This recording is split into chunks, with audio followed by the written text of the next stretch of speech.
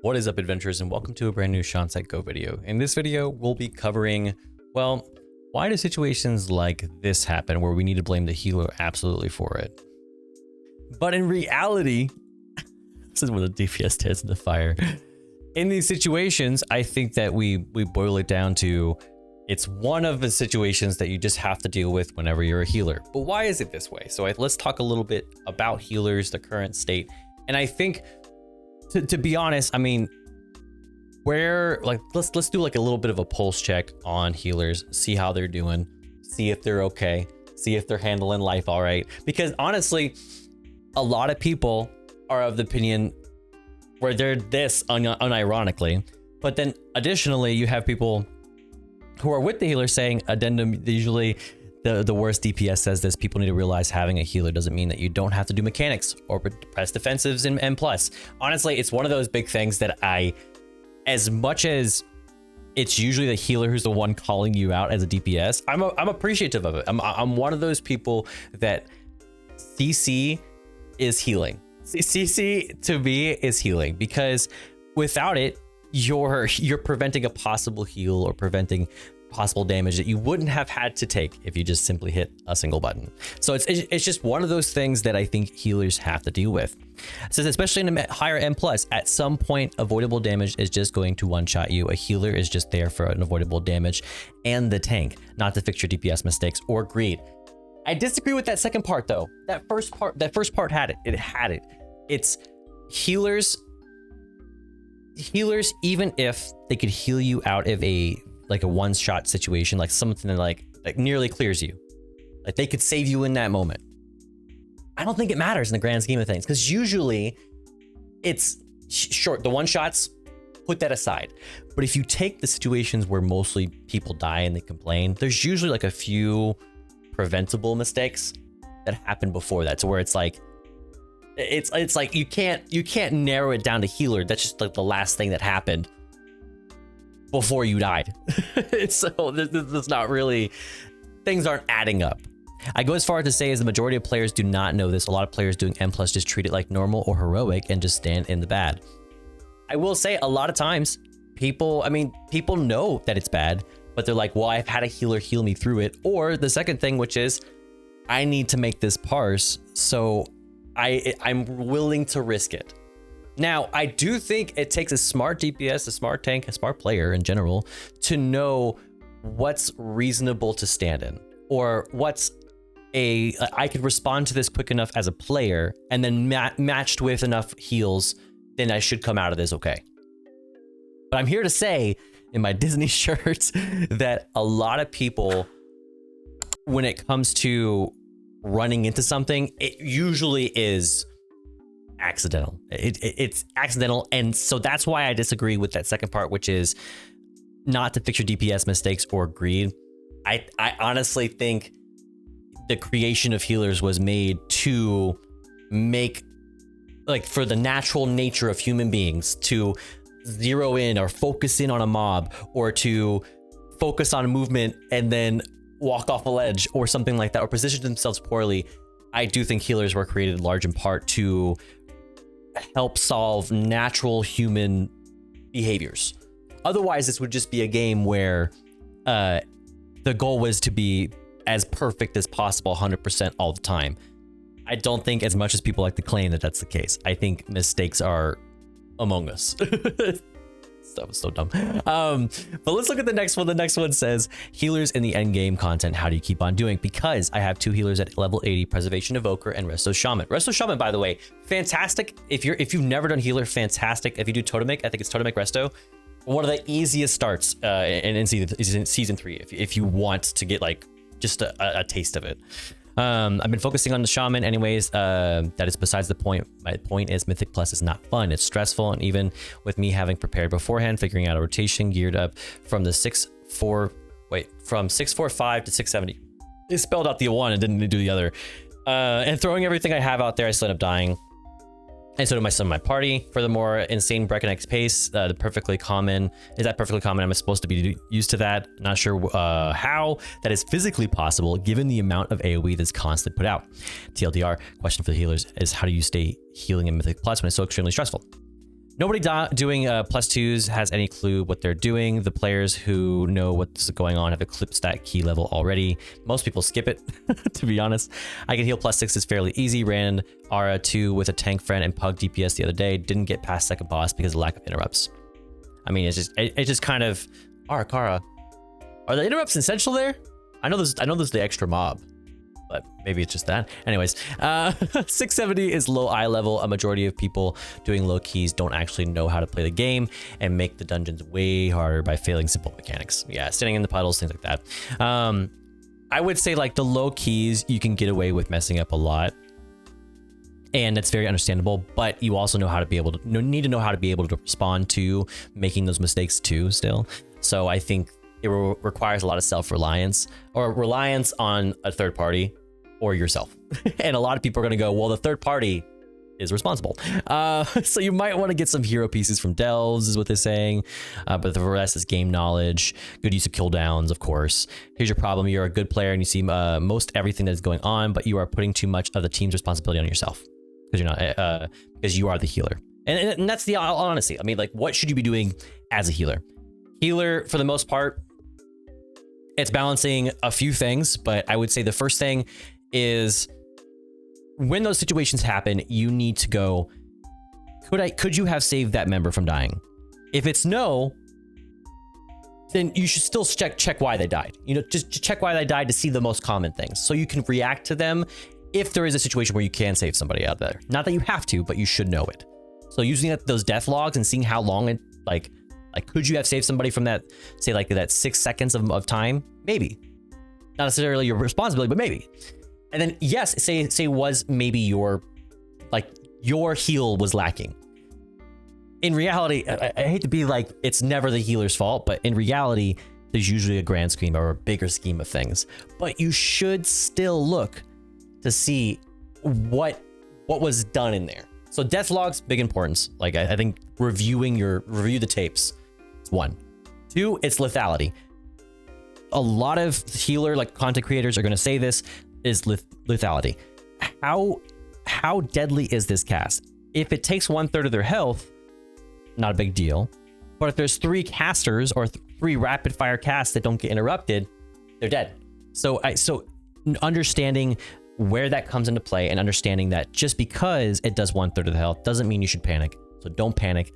Understand how lethal those damage dealing abilities are. So knowing why they die, knowing your enemy, how much damage they deal. I said it before, CCs, interrupts. It's so important and it helps further. It helps with your healing. So use it, very important. And then a lot of people are not going to like this, and that is healers should damage. The earlier you get used to it, the better. If you're not used to it, try a Delve. It's super easy. Have Brand Tank. And understand that a lot of healer damage is front loaded, so you can easily fit in your rotation, get it in there, and still do something, because it's easily at least 5%, like on average, like 5% damage in there. People are gonna want it, and it's gonna be standard, but it's also gonna help you out of a number of pickles. I'd 100% recommend it. So what was that? 1, 2, 3, 4. Let's make a 5th. 5th, I would say timing your cooldowns is important, especially for tanks, but like when it comes to healers and tanks. But really, until you're used to it, pop it at the beginning of a big pull. Use a cooldown versus not, as opposed to just letting cooldowns sit for that very dangerous situation. Don't sit on them forever. Use your cooldowns. Get used to it. Build a rapport, so people understand what kind of leeway they have. If you wait till the final moment to use them, so it's super dangerous, tanks don't know how much leeway they have. So that's my recommendations from a non-healer. So I hope some of those translate. So I haven't healed for a very long time, but that's the things that I would hope from a healer, just in general. You can't ask for more. I think that's everything else is just kind of extra. I had an epiphany about a healer role today. Career healer here, always like to dip my toes in a bit of DPS, learn new spec. As heal specs are pretty limited. Had a good time blasting Affliction Warlock, managed to turn time to 6 to 8 with 10s with pugs. And then decently experienced player, so I was relatively smooth sailing. When I switched to my Restless Shaman, I realized I wasn't having a much harder time. Timing 10s, even though I'm way better at healing. I pondered why this could be the case. I started questioning if I'm even good at healing. Became frustrated that as a healer, my dungeon times are sometimes completely at the mercy of how DPS players perform. Yeah, I would say it's very strange for healers, because in the moments where they're most clutch, it seems like it's weird that tanks right now survive. So it's like you're in this awkward situation to where if everyone's not alive, it feels like it's your fault. because the DPS will like die to like a thimble and they're done. You're just standing there with the tank, which is kind of awkward. I can keep the group alive. I can't help but move the enemy health bars faster in any meaningful way. I mean, yeah, that's true. Because as a healer, I can turn a bad or average player into a good player if a homie is just turns his brain off and presses his button as fast as possible, and I can keep him alive. And the boss mechanics he's not doing, the DPS is going to skyrocket. Soak, dodge, who cares? Keep blasting. And maybe those keys they were impossible to time. If DPS were constantly dying or worrying about surviving are now doable. Maybe if I'm actually making timing a key possible for some groups who normally couldn't, it was a good feeling and it reignited my love for the role. Just a thought I had. Thanks for reading. An addendum to what I said earlier, like 5 minutes ago. So I would say, even though healers are designed to a degree to prevent the things that are human nature, I think that a good healer can make a difference in more than just healing. Just like a tank can make a difference in more than just absorbing damage. Just like a DPS can make a difference more than just dealing damage. It all kind of extends further into there's a general overlap. I'm sure there's a Venn diagram of those 3 roles, and then like, you know, you have Evoker who's over here just doing weird stuff with their support class. That's some over here where we're not quite there yet, where support classes are like, you know, dialed in, but you know what I mean. So healer is a role invented because of the nature of man. You could invent a dungeon, the system with a tank and 4 DPS. It would be a mechanic heavy with self-healing abilities in case of occasional error, but that would require a lot of dedication from everyone participating, and it wouldn't be popular, casual friendly. Plus, you'd have to probably limit a lot of, like, I guess in general, purely, like, I guess instead of it being damage and then a few self in mitigation abilities, it would be like a 50-50 split, which I think would kill a lot of people's enjoyment. So it's like it's put on the shoulders of one role, and it's you. So you got this. I always say when I see some people insisting that healer DPS is important in Pug keys, keeping DPS player at close to 100 health at all times is the best way to contribute DPS in Pugs. Letting them play confidently contributes infinitely more DPS than what you are capable of sitting in cat form while a group is at 50% health. Once again, I disagree, because I truly do believe that a lot of the DPS can be front loaded, and then a mob with 3% health does as much as a mob with 100% health. So if you're the reason why that 3% health went away with that mob and they're now dead, that's much less damage being dealt to your group. So even though 3 to 5% or 3 to 7% ish, I'm probably wrong with that. Less than 10% is healer still. So if that's a last hit on 20 mobs, then okay, I'll take it. Like 100%, I would want it. And that's the other thing. How do DPS heal? Well, we have a self heal. Wrong. How DPS heal? You kill things priority, and like that have the most cast or interrupts and stuff like that. You kill those first, right? Those damage dealers, less damage being dealt to everybody. Wow. It's like girl math in a way. You do like I saved, it was 50% off, so I saved whatever that other 50% was. So I mean, like, that's the way it is. It's truly what it is. This last one Says, I would kill to see a tank brand equivalent for healers in the open world. So healing's my favorite role, but the open world content is just as important to me as the end game. And no, it's no secret that the healer spec in the open world is mind numbing. While no perfect tank brand has been such a fun way to heal solo and PvE pilot, finally, we get a summon minion for each healer that does more damage than the more they are healed mechanic. A light spawn for priests, a squirt for paladins, a treant for druids, elemental for shamans, whelps evoker, cloud serpent for monks. Just some ideas. Have it be only usable while not in a party. I see what people are saying. Like, or I get the reason. Not saying that healers shouldn't have something like this to help make it more bearable. I think there should be something, because I do understand the struggle with it. It's like, well, I feel like I don't want to be in groups all the time. It doesn't make sense for just world quests, you know.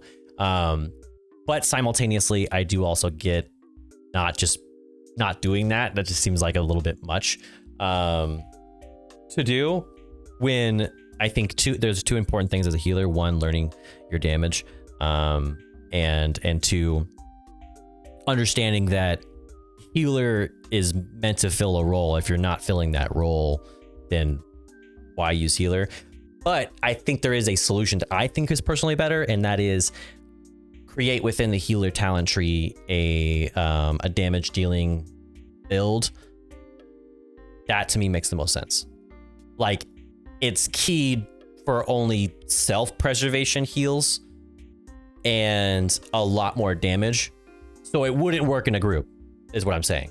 Like, maybe you could heal at most the tank, you know, but beyond one person, it loses effectiveness. But in those solos, in that, it would kind of like just build it into the talent tree is the answer to me. But of course, let me know, what do you think? Is there a way that we can build something in the range of healers to where it's easier to, one, do their day-to-day experience, two, do their long-term Mythic Plus experience, and then three, help people basically to understand this is the worst they can get. Because I think if I were to put these in a direction, it would be this one. This is what you're gonna deal with first, is the leveling experience and world quests and stuff like that. This is number two, which is your difference between being a healer and other classes. And then three, understanding the most about other classes than yourself. Because I think that as a healer, you're in a very unique position, unlike tank and DPS, where you have to know what everybody else is doing. That's just kind of the way it is. But of course, if you like this video, give it a like, subscribe to the page while you're at it. We are at 1,500 subscribers, and I know we can hit 2K. We've been in a bit of a slump, I think, just because of we're in the last season here, and it's kind of like the end of WoW. So we're gonna be playing a bunch of different games, but if you haven't been watching, we actually had the very awesome opportunity to join a classic WoW hardcore tournament. So I will be participating in that on the 27th of September. You can join our Discord to see all the information about that, as well as my YouTube shorts. So you can check out the little video I made about getting selected. So hope to see you guys in the next video. Hope to see you in the next stream. But see you later. Peace.